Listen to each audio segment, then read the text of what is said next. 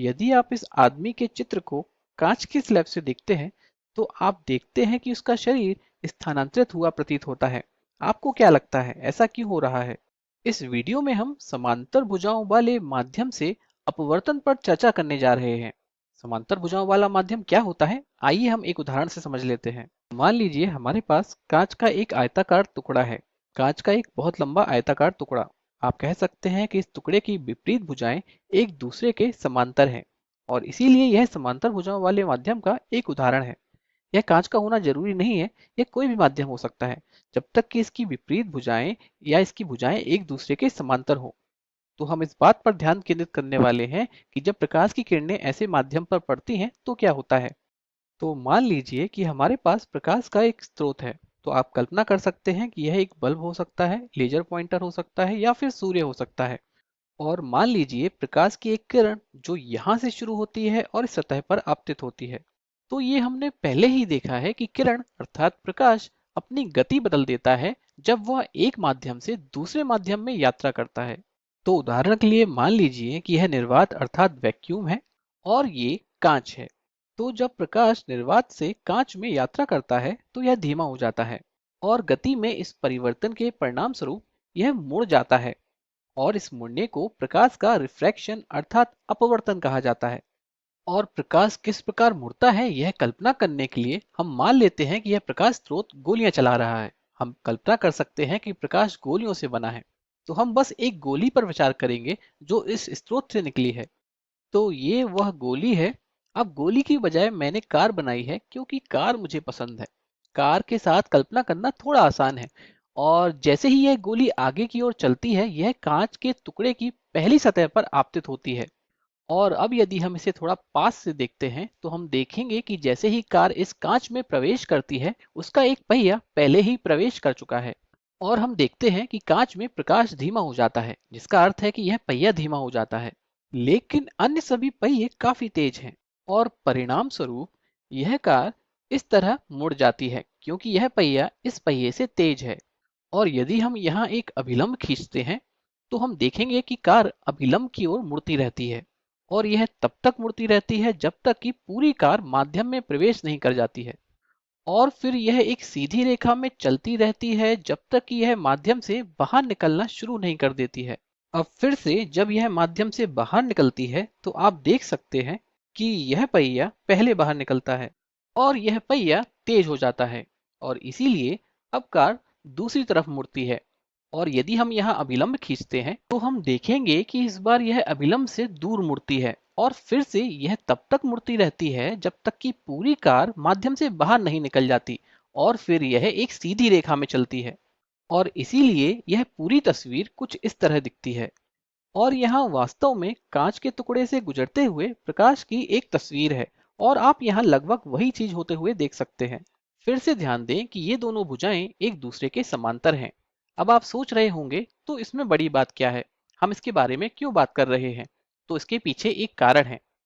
देखिए, यहाँ पर प्रकाश अभिलंब की ओर कुछ कोण से मुड़ता है। मान लीजिए कि ये 10 डिग्री है और यहाँ पर जब ये प्रकाश बाहर निकलता है तो ध्यान दें यहाँ पर भी ये उसी कोण से मुड़ता है अर्थात 10 डिग्री से। तो इस प्रकार यहाँ पर प्रकाश अभिलंब की ओर 10 डिग्री से मुड़ता है और यहाँ पर प्रकाश अभिलंब से दूर 10 डिग्री से मुड़ता है। जिसका अर्थ ये है कि दोनों तरफ का मुड़ना रद्द हो जाता है क्योंकि ये विपरीत दिशा में है। एक दक्षिणावर्त है और एक वामावर्त। तो इस प्रकार प्रकाश बिल्कुल नहीं मुड़ा है। और समांतर भुजाओं वाले माध्यम से अपवर्तन की यही विशेषता है, प्रकाश बिल्कुल नहीं मुड़ता है, वह अपनी मूल दिशा में वापस आ जाता है। अब आपके मन में एक सवाल आ सकता है कि हमें कैसे पता चलेगा कि ये कोण और ये कोण दोनों एक समान है। तो ये समझने के लिए हम मान लेते हैं कि प्रकाश की किरण विपरीत दिशा में चल रही थी, कुछ इस तरह। कहने का मतलब है कि प्रकाश की किरण यहाँ पर आपतित हुई थी और फिर यह किरण अपवर्तन के बाद इस तरह चलेगी और पूरे मार्ग को पीछे की ओर दोहराएगी। इसे प्रकाश का उत्क्रमणीयता का सिद्धांत कहा जाता है। और यह सच है क्योंकि परावर्तन या अपवर्तन के मार्ग उस दिशा पर निर्भर नहीं करते हैं जिसमें प्रकाश की किरण आपतित हुई थी। तो इसका उपयोग करके हम कह सकते हैं कि प्रकाश की यह किरण जब यह कांच से बाहर निकलती है तो अभिलंब से 10 डिग्री दूर मुड़ गई होगी। यह होना ही था, क्योंकि अगर ऐसा नहीं होता तो यह उस मार्ग को दोहरा नहीं पाती। और इसीलिए इससे हम कह सकते हैं कि जब प्रकाश की किरण कांच से बाहर निकलती है तो उसे 10 डिग्री दूर मुड़ना ही होगा। और इसीलिए इसी तर्क से यहाँ भी इसे 10 डिग्री से दूर मुड़ना ही होगा। और परिणाम स्वरूप हम जो देखते हैं वो ये कि प्रकाश उसी दिशा में वापस आ जाता है। ये तो बिल्कुल वैसा ही है जैसे यहाँ कोई कांच का टुकड़ा था ही नहीं, है ना? क्योंकि कुल मिलाकर यहाँ प्रकाश मुड़ा ही नहीं। तो यहाँ यही विशेषता है। लेकिन निश्चित रूप से आप एक प्रभाव देख सकते हैं जो कांच का टुकड़ा प्रकाश की किरण पर डाल रहा है, और वो यह है कि प्रकाश की किरण थोड़ी बगल में स्थानांतरित हो गई है इसकी तुलना में। मेरा मतलब है कि यदि आप इसे पीछे की ओर ट्रेस करते हैं तो ध्यान दें यह इस तरह समांतर है, क्योंकि हमने अभी चर्चा की कि प्रकाश तो मुड़ता ही नहीं है, लेकिन यह उसी बिंदु से आता हुआ प्रतीत नहीं होता है, यह यहाँ कहीं से आता हुआ प्रतीत होता है। और परिणाम स्वरूप अब हम कह सकते हैं कि इस तरह यह थोड़ा स्थानांतरित हो गया है। और हम यहाँ इस तरह दर्शा सकते हैं कि प्रकाश की किरण कुछ मात्रा में बगल में स्थानांतरित हो गई है। और यह बगल में स्थानांतरण जो इस टुकड़े के कारण होता है, हम इसे एक नाम देते हैं। हम इसे पार्श्व विस्थापन अर्थात लेटरल शिफ्ट कहते हैं। और यहाँ पार्श्व शब्द का अर्थ है बगल में। पार्श्व विस्थापन तो समांतर भुजाओं वाले माध्यम के दो परिणाम हैं। पहला कि प्रकाश कहीं मुड़ता नहीं है, और दूसरा माध्यम से निकलने के बाद प्रकाश की किरण पार्श्व रूप से स्थानांतरित हो जाती है, आपतित किरण की तुलना में थोड़ी बगल में स्थानांतरित हो जाती है। तो इस प्रकार अब हम समझ सकते हैं कि वास्तव में यहाँ क्या हो रहा है। यहाँ जब हम इस आदमी को देख रहे हैं इस कांच के टुकड़े के माध्यम से, तो आप स्पष्ट रूप से देख सकते हैं कि सिर कांच के ऊपर है, जिसका अर्थ है कि हम सिर को सीधे देख रहे हैं। दूसरे शब्दों में सिर से प्रकाश की किरणें सीधे कैमरे में प्रवेश कर रही हैं, लेकिन शरीर से प्रकाश की किरणें कैमरे में प्रवेश करने से पहले कांच से होकर गुजरती हैं।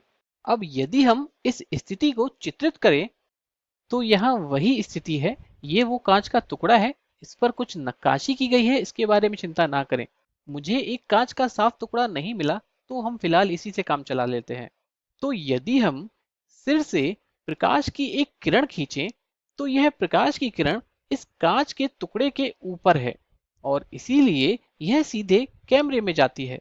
लेकिन शरीर से प्रकाश की एक किरण शरीर पर किसी बिंदु से पहले कांच में प्रवेश करती है, और फिर यह उस पार्श्व विस्थापन से गुजरती है जिसकी हमने अभी अभी चर्चा की। जिसका अर्थ है जब हम यहाँ से देखते हैं, यहाँ जब आप एक कैमरा या फिर एक आंख रखते हैं तो यह प्रकाश किरण यहाँ कहीं से आती हुई प्रतीत होती है, और इसीलिए इसका शरीर अलग हुआ प्रतीत होता है। अब यहाँ चित्र को बड़ा चढ़ाकर दिखाया है और कांच के अंदर प्रकाश के मुड़ने को भी, लेकिन वास्तव में यही हो रहा है। और इसीलिए जब आप यहाँ से देखते हैं तो इसका शरीर स्थानांतरित हुआ प्रतीत होता है, जैसा कि आप देख सकते हैं। आइए अब हम कुछ प्रश्नों पर विचार कर लेते हैं। आइए हम इस चित्र को दोबारा से देखते हैं। तो यहाँ पर एक प्रश्न है, आपको क्या लगता है कि यदि हम एक और समांतर भुजाओं वाला माध्यम यहाँ पर रखें तो क्या होगा? भुजाएं जो फिर से इन भुजाओं के समांतर हैं, यदि हम इसे इस तरह के मार्ग में रखें तो क्या आपको लगता है कि निर्गत किरण, वह किरण जो उस माध्यम से निकलती है, अभी भी आपतित दिशा के समांतर होगी, या आपको लगता है कि यह मुड़ जाएगी? जरा इस पर विचार करें। तो आइए देखते हैं। तो यदि हम एक और माध्यम का उपयोग करते हैं, मान लीजिए पूरी तरह से अलग माध्यम है लेकिन फिर से समांतर भुजाओं वाला, तो यहाँ भी वही होना चाहिए। तो यहाँ पर प्रकाश की यह किरण इस किरण के समान दिशा में होनी चाहिए, क्योंकि यहाँ पर फिर से प्रकाश का मुड़ना रद्द हो जाता है। लेकिन हम पहले से ही जानते हैं कि यह किरण इस किरण के समान दिशा में है, इसीलिए यह निर्गत किरण इस किरण के समान दिशा में होनी चाहिए। दूसरे शब्दों में यह किरण अभी भी समांतर होनी चाहिए। तो आप देख सकते हैं कि यह केवल एक ही माध्यम तक सीमित नहीं है। यदि हमारे पास और भी माध्यम हैं समांतर भुजाओं वाले, तो हम देखेंगे कि अंतिम निर्गत किरण आपतित किरण के एकदम समांतर रहती है, अर्थात कहीं नहीं मुड़ती है। तो यदि हम यहाँ पर एक संदर्भ रेखा खींचे कुछ इस तरह, तो हम देखेंगे कि यह अंतिम किरण अभी भी इस प्रारंभिक आपतित किरण के समांतर है। और यहाँ पर हम कुल पार्श्व विस्थापन को भी देख सकते हैं। और यहाँ पर एक और महत्वपूर्ण बात जो हम देख सकते हैं वो ये कि यह पार्श्व विस्थापन जो हमें यहाँ मिल रहा है वो इन दोनों माध्यमों के बीच की दूरी पर निर्भर नहीं करता है। हम इसे यहाँ पर देख भी सकते हैं। यदि आप यहाँ दूसरे माध्यम को थोड़ा भी हिलाते हैं तो आप देखेंगे कि निर्गत किरण लगभग वैसी ही रहती है, विस्थापन बिल्कुल नहीं बदलता है। इसीलिए यदि हम दूसरे माध्यम को ले जाकर इसमें चिपका भी देते हैं, जोड़ देते हैं, तो दो माध्यम एक साथ जुड़े हुए हैं, आप देख सकते हैं। यहाँ पर भी निर्गत किरण अभी भी आपतित किरण के समांतर होगी। तो यह केवल एक माध्यम तक सीमित नहीं है। यहाँ कहने का मतलब है कि यहाँ एक माध्यम हो या दो ये महत्वपूर्ण नहीं है, लेकिन माध्यम समांतर भुजाओं वाला हो ये महत्वपूर्ण है। अब यहाँ पर एक और प्रश्न है और वो ये कि यदि हम यहाँ पर माध्यम की मोटाई बदलते हैं तो इस स्थिति में पार्श्व विस्थापन कितना होगा। सोचिए कि यदि आप इस माध्यम को पतला करते हैं या इसे मोटा करते हैं तो क्या होगा। मैं चाहूंगा कि आप इस पर विचार करें और जरा इस पर भी विचार कीजिए कि उस स्थिति में पार्श्व विस्थापन कैसे बदलेगा जब हम आपतित किरण की दिशा को बदलते हैं या शायद हम इस कांच के स्लैब को घुमाएं। आपको क्या लगता है पार्श्व विस्थापन का क्या होगा? क्या आपको लगता है कि समान रहेगा या बदलेगा? जरा इस पर भी विचार करें।